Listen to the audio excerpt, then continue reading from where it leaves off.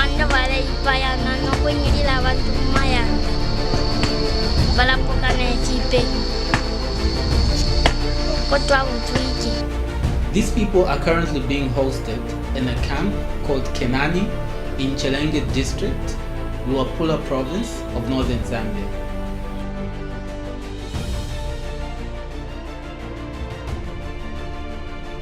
The numbers of people being hosted at Kenani camp now stands at over 12,000 people, and this number keeps growing on a daily basis.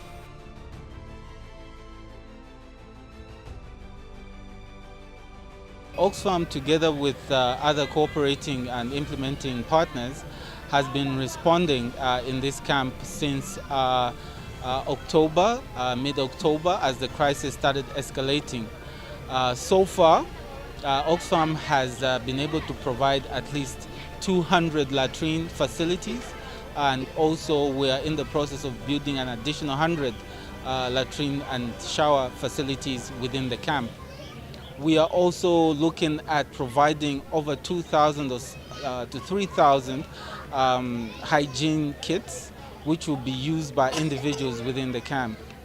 A number of gaps still exist within the camp, including the facilities that we're building are still not enough. There are gaps regarding shelter. There are gaps also in terms of providing nutritional supplements, especially for the under 5 children who are in the camp.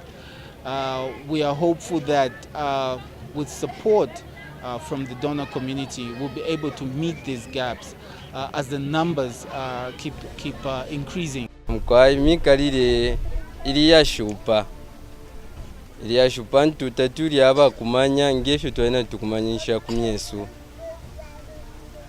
1 mayanda 2 milile menshi n'abana bekere fyo kana sambirira ivyo vintu navitushupa sana makamaka ngemilile ku bantu na ibashupa sana muntu umo aya pero kakapu kamwe kanono shakatubunga abantu basano bayeperwa kachipimo kamo kaktuita fuve nokongwa tisipa bantu basano bayeperwa amasipa ya 3 bewati bali echunguro n'abana taturekwanisha kuli kwa shupa menshi yene yakuyalwira mipompi iliko ngani 3 kuli ngani inga bantu bonse chinkumba wira abantu bonse kuyafika kula kwa bafye rubuli bantu kula mukutapa kunani kumweru musango no kuchefya ko kya chimfulunganya kasi ubona ngo ile nkondo ndo twabutuka mulya ukuba kwa china muno mwine natuyisanga ni nkondo imoyine tatudi nakyo tusekere munango kimo kansinga masanga munganda muntu ndala kiriye kyali isuka kyabafye wazi tumatata tontu bampera nabiga ko fyo kubusirya sikweta amaka yakucha ndea fwa ya matete yakuchingisensi impeko sikwete kansi kyanda kyashara fefe yafini ndala fye pamili bili fye yafini kansi batwafuirishe ko emidile nafwe bana mama bali papukulu natuchula. The lady that I'm speaking with here has triplets. She actually has 10 children, and the last 3 are triplets, 2 boys and 1 girl. And she's just been sharing with me the challenges that she's facing in the camp. So on running away from Congo, the husband has separated with her. She has carried 5 of the children, the other 5 have remained back home. And where she is, she's just been narrating how difficult life in the camp is. So there are issues of protection for her, there are issues of child care for her, in terms of meeting her food needs, especially that she's breastfeeding, and the challenge of having to breastfeed 3 babies with not enough meals for herself and the ones that she's carried, I think is a significant challenge that any mother would identify with the issues that she's raising. One of Kaimba's desire is that the government back home should be able to do something to end the war so that they can have a peaceful life. Other than that, she just acknowledges the support that has been provided by organizations like Oxfam and other agencies in terms of caring for their food and health needs. We also recognize that the the story of Kaimba here is not the only story. It speaks to the people that are here and the various challenges they are having, to face.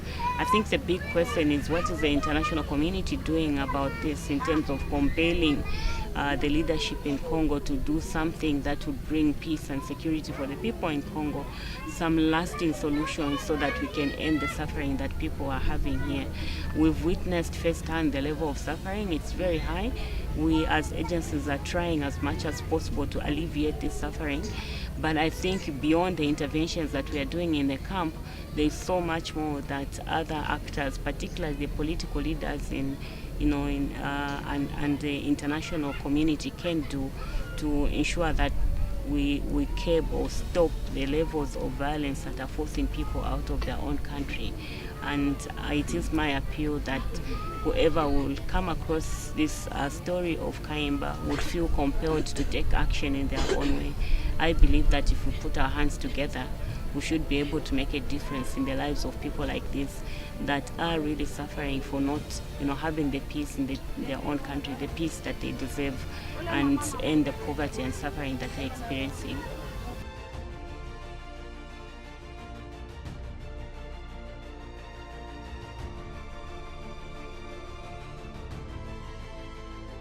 Oxfam and AH has provided a number of hand washing facilities to actually prevent the communicable diseases and make sure that people are trained in hand washing so that we can prevent the diseases. We are also doing women rights.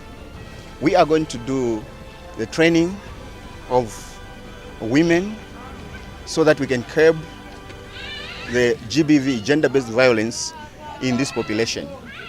And so far, since we started this operation, we have had some cases of gender-based violence, which we are working with the health section to make sure that we do the protection of women and children. One of the standards that we are wanting to ensure that everyone that is working in the camp is following is the accountability standards. And working in aid, or people working in aid, they're supposed to be as accountable as we possibly could.